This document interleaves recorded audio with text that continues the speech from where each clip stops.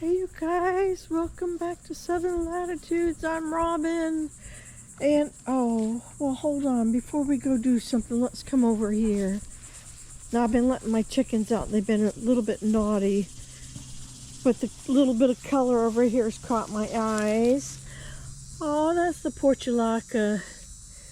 Looks beautiful, that yellow and orange, and then same yellow. Then there's a beautiful cream. Now my chickens wallowed out and almost, no, I think they did kill this one. There's a yellow and another yellow. I didn't have quite the variety of colors. It's just like a multi-pack. And so who knows? I don't know if I mentioned this before in the garden tour. I think I did. But anyhow, my peppers all defoliated because somebody didn't get in here and water them for me when it was dry outside. That would be me. This is Blue Victory Salvia. So beautiful. Got some weeds behind it. The sweet potatoes are doing their things. Mostly they're just in the row here, but the vines, you know, have traveled up and over. Look at the upward. A lot of the paprika peppers are pretty much gone. This, what are you? This might be another blue salvia, and then this one too. I think so. Yeah, but a lot of those peppers that were down there are gone. Okay, so let's come back over to the table. Before we actually get to the table, one more thing. This whole wheelbarrow was sitting just kind of a touch outside the line, and all the water ran back here and dropped into here, and you can see there was like a water line right in here, back here. You see how high it got? Almost to the top. Oh my word. And so I've been trying to, you know, carefully drain it out. There's some there, but also you can see the dirt. Yeah. And over here, I've been trying to put it into here, but even the holes are a little big, and they let out a lot of the soil. But, you know, I got it at a manageable amount, filled up a bunch more, another cell tray, and then a bunch more containers. And then I added some more fresh, the Miracle-Gro moisture control onto the other watered area, and just trying to soak up all that water. Oh my word. I don't even know the soils, whatever this potting mix and that potting mix all ended up in there together. So these are mostly my onions. Off camera I separated the Campari tomatoes. These are a salad slicer. Let's see, I did the white swan marigolds in here. There, let's see, what are you? Sunflower, or I think sunflowers. Is that right? I don't remember now. Cut flowers. Oh, this was a mystery. It just said cut flowers on the little packet. Something cheap, I think, from the dollar store or whatever. It was like 59 cents said on the packet, so I'm not holding out a lot of hope. So here we are back at the grow table. This morning I had all that dirt that was so wet.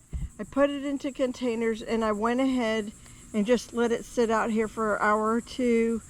And then I felt it was kind of workable, and my neighbor was working on his roof or something. So I let all that stop, and then I came out here with a bunch of seed packets that are now back in the house.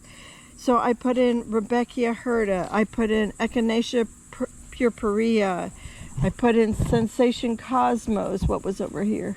Pacific Apricot Beauty Calendula. I have giant lime zinnias, I have giant yellow zinnias, Cinderella peach zinnias, raspberry gumfrina, Sunday mix celosia, and Dusty Miller. So this one, and this one all need light to germinate. The Dusty Miller actually really needs to go in cold. It said it wanted it cold, but here's the thing. The seed came from out of the fridge, so I'm hoping that was cold enough. And then once I start seeing germination pop up, I'll probably put this in the house, you know, where it's like 73 degrees and it can finish growing there. So I didn't really feel like bringing the camera for any of that. We have a very sick household, and well, Jack mostly, not me. And so I don't know, I was just kind of in a thing where I just wanted to be alone out here and not a camera. Oh, also I should mention before we get into the rest of this table had a massive sag and it was so heavy, and it was also more longer than short. I have flipped it 180 and I have also rotated it 90 degrees. So I think it's fitting on the sawhorses better, and we do not have quite the bend in it. This plywood is very, it's pressed in here. I don't know, it's only like 3 layers. I don't know what that is, maybe a 1/4 inch. And it is so weak that when all of the onions got waterlogged yesterday, we had like 2 inches of rain.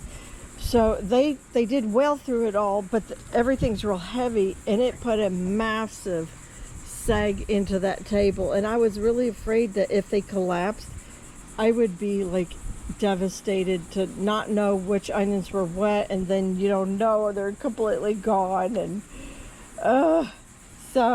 anyhow, everything's going well over here, and I'm just bringing you along for this. Hold on, let me grab this last little part. A lot of these tomato packets only have like a couple seeds in them. So, and these are all, I think pretty much, some of these are heirloom. I guess this is a hybrid, Jetstar's hybrid. So this Chef's Choice bicolor. Yeah, so we're just gonna get rid of all these little seed packets and fill up probably only a couple rows of this tray. And oh, back here, if you're wondering, there's nothing back here. So this will stay here until I decide what next goes in them. But they're just drying out from that waterlogging at the wheelbarrow. Hold on, I'm getting you put down.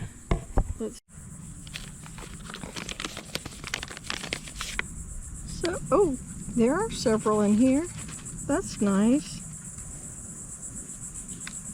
This is the Chef's Choice bicolor. I'm going to do my best to get only 1 seed in here.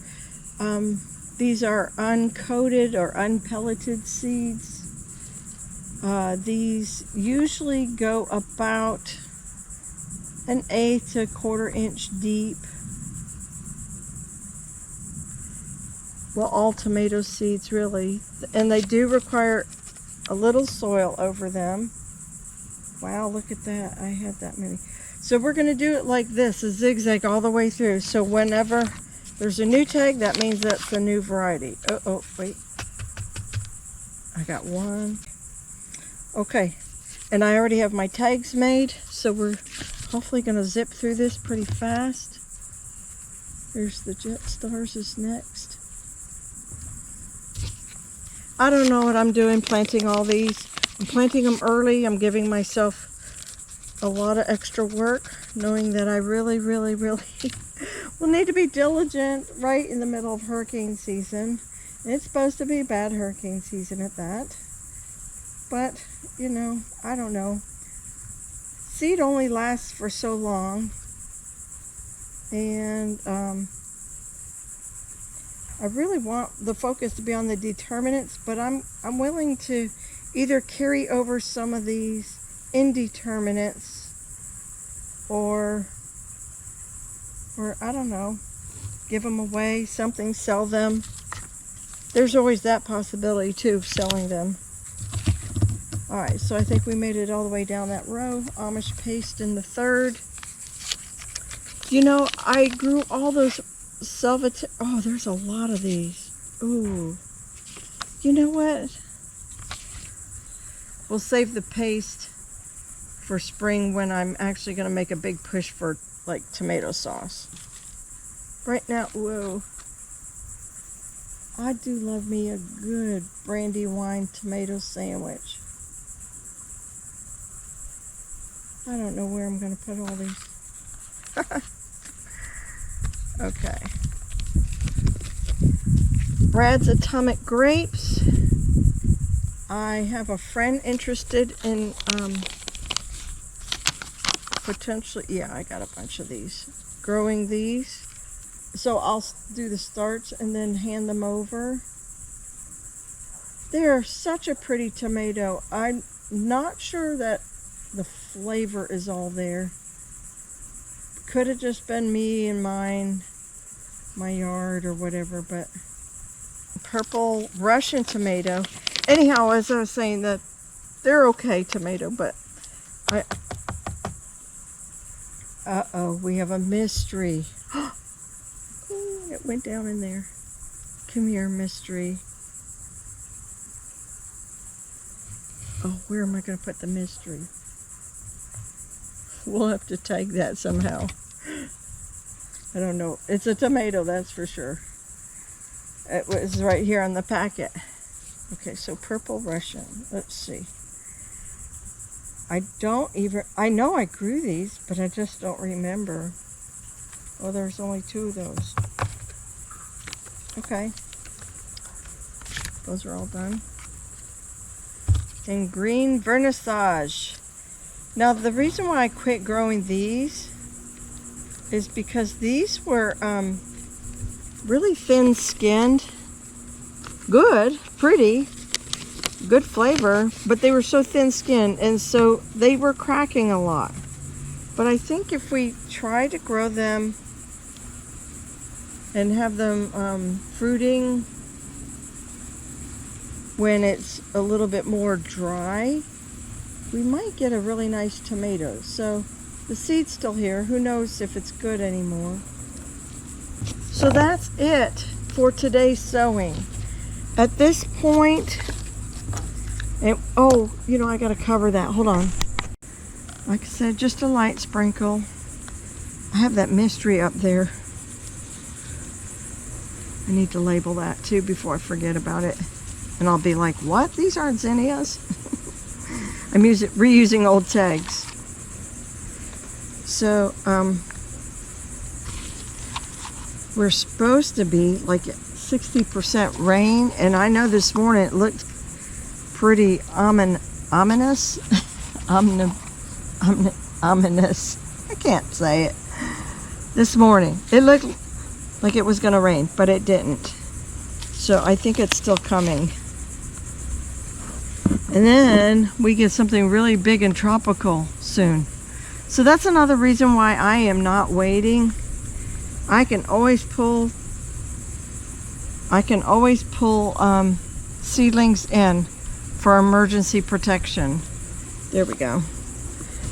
Let me put mystery on this one.